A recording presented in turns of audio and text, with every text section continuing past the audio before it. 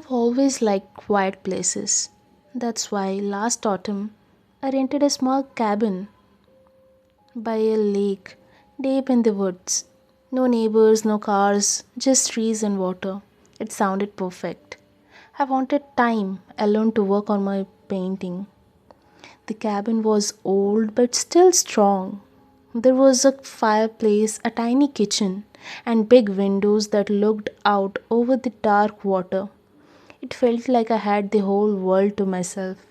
The first 2 nights were peaceful.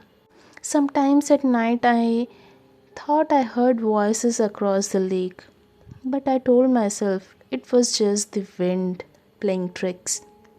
On the third night, I woke up around 2 am. The cabin was freezing cold, colder than it should have been. I could see my breath. When I looked out the window, the moon lit up the lake. That's when I noticed something. A figure was standing on the dock. It was too far to see clearly, but it looked like a person in dark clothes, just standing there, staring at the cabin. I watched for what felt like hours. Then I finally convinced myself it was a tree stump or a shadow and went back to bed.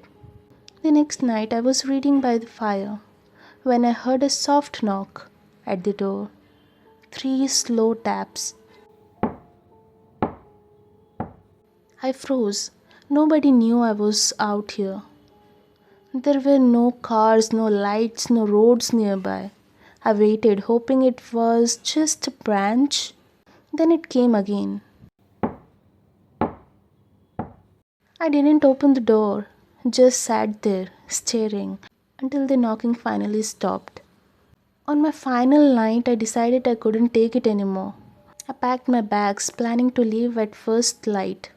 Around midnight, I woke up to the feeling of someone watching me. The cabin was dark. My lantern had gone out. Then I heard breathing right next to my bed. Slow, raspy.